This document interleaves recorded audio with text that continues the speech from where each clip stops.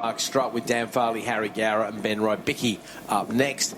Adam Frew and Frank Montini and Gareth Faith, who you think just retired there, and maybe Jamie Wilson if he bothers to show up. Right, the revs rise, we get ready to go because we're back already for the warm-up lap. Who's going to get the jump this time? It is AJ away beautifully. Fenton Seabright going with him very nicely indeed. I think Luke McRae's still there in third. Oh, Seabright and AJ going at it. Absolutely elbow to elbow through Paddock Hill. Looks like the advantage is with Fenton at the moment as they go up towards Druids Hill Bend for the first time. Out of Druids, down towards Graham Hill. Named after the driver, not to the fact that there's a bend with on a hill with the named Graham. Look at that, AJ chasing hard after Fenton, watching everybody else safely through the slicks on these 600s, giving them loads of grips. And already there is a gap from the first to the last bite of the back straight here. What do we call the back straight here? Is it Cooper Straight? I believe, yeah. Yeah, it is. Anyway, let's not worry about that. Let's worry about this lead. Look at AJ working the slipstream hard and beautifully. He's not going to let Fenton get away with this one. He knows Fenton's not scoring points, or maybe he knows. He doesn't care. He wants to win the race. He is the champion. He wants to show the youngster who's been riding so successfully overseas that he can ride very successfully too. As he goes past his young family there, who are watching from the bottom of Paddock Hill Bend, no doubt. Keith, I'm just going to very rudely interrupt. Joey Landon is in the pits. Oh no, that's a great shame for Joey. He's doing so well in the championship. He's going to see have the frustration of sitting there watching his rivals collect points away from him. So annoying that. Let's have a quick look. It is Luke McRae there in that third place. And remember, this is the critical battle really. It's Luke and Sam Hurst. Sam down in fifth place at the moment. He's got Matt Pallett between himself and Luke McRae. Pallett moving up a couple of good places there. Kai Dickinson making up a couple of places. Tom Walker doing well too. Phil Baker made up a load of places too in these conditions as Seabright comes across the line.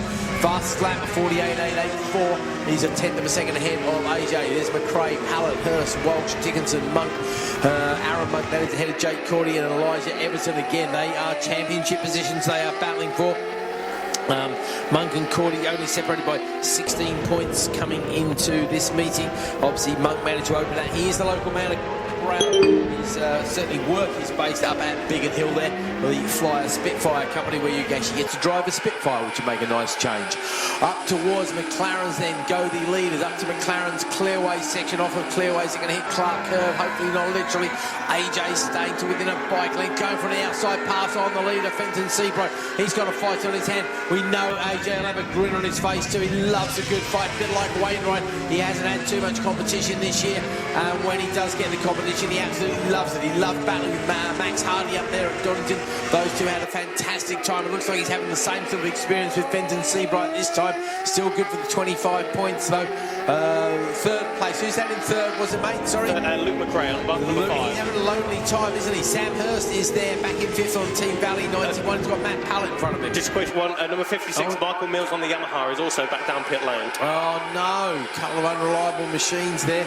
Race bikes is Mother Nature's way of telling you there's always something else that can go wrong with a machine. Yeah, you're not wrong there.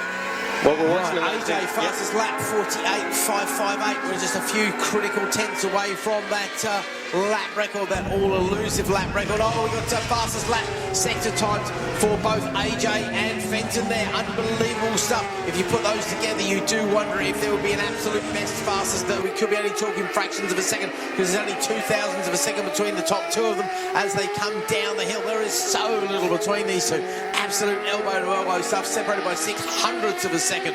AJ there trying to squirt the power. Oh, Fenton Seabright a little bit better on coming out of Graham Hill there. AJ won't be taking that line down, that's for sure. As they go up towards Surtees again as the fastest lap, fastest sector time, sorry, for Fenton Seabright in sector 1. But AJ's got the toe, he's got the hurry up.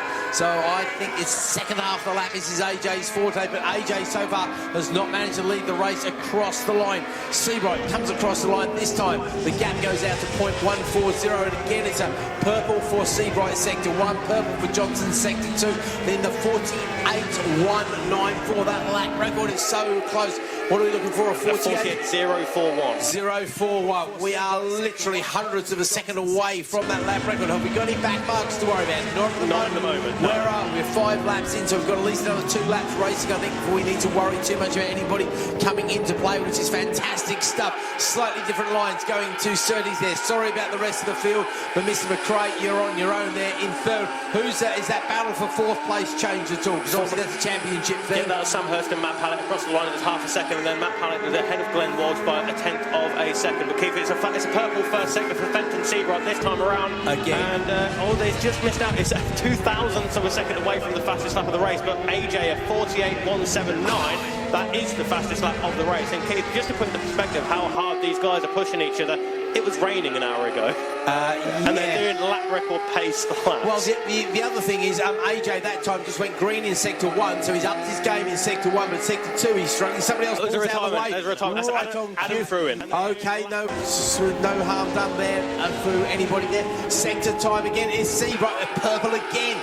We saw AJ with that now. He's gone yellow, but that could only be 1,000ths of a second away from his PB. Are we going to see a lap record this time? We're coming across the line. It's going to be 7 laps into this 9-lap race. Here comes AJ and Fenton. Over the line they go again. This time it's going to be a relatively huge advantage. 0.125 last time. This time 0.181. 48.170. Oh, how close to the lap record these guys go lap after lap after lap. Surely their tyres are going to cry enough at some point. Certainly they can't have the ultimate grip after 9 laps on what is a very warm Brands Hatch circuit. Now we've got a slower rider coming out of Graham Hill. They're going into Graham Hill. Hopefully we're going to get this lap out of the way. However, that could be a critical thing on the run to the line. They're going to have the last lap flag coming out shortly. Yeah, both yellow in the first sector again on that lap. But again, we're talking 1,000ths of a second. They could be 1,000ths of a second out and both be yellow because they're not going that quickly. Ho, ho. Okay, they're going to come to the line very shortly indeed. Here comes the back marker over the line. Seabright, who's got a bit of a gap this time. Seabright has definitely got an advantage this time. He comes across the line. 48.062. What are we looking for? 48.041. Oh, 200ths of a second away from the lap record. How painful has that got to be? Because now he's got the back marker. He's got past the back marker. AJ's yet to get through. Yeah, AJ's not going to win this one, not on merit anyway. But nonetheless, a fantastic ride. But unfortunately, I think we're going to see another yellow from Fenton, and I think it's going to be a 1/10 of a yellow type thing. We won't actually get the time, but yeah, he goes yellow. So does AJ. It's going to be a win, I think, for Fenton Seabright, but he's going to miss the lap record by a very painful couple of 100ths of a second. Surely he can't do anything here. He's coming past another back marker. AJ will do the same. Over the line they go. The checkered flag goes out, and Seabright goes past another back marker who didn't actually get the checkered flag. Did Fenton see the checkered flag? I don't think he saw that one, no. Maybe he thought, I'll get another extra lap and see if I can get the lap record. That does not look like a man who's slowing down, celebrating a victory somehow. No. That looks like a man who's got fire on his back end, quite frankly. He is, please don't look. He's having a look behind himself. Yeah, we haven't got the marshals out at the entrance there. I think he's caught them a little bit quicker than he thought. And yeah, everybody's going around. That was the checkered. The checkered flag's gone out. I think there was confusion there because the last lap flag went out to the back markers at the same time that it went out to Seabright for the win there. So a little bit of confusion. And to be fair, the marshals weren't there at the collecting area, so they can't all in. So I'm going to discount that. The lap record there, that would have been very frustrating. It's a 48.254. So fortunately, it's a long way from the lap record in relative terms, of course, for Fenton Seabright. But yeah, he is. No, that wouldn't be.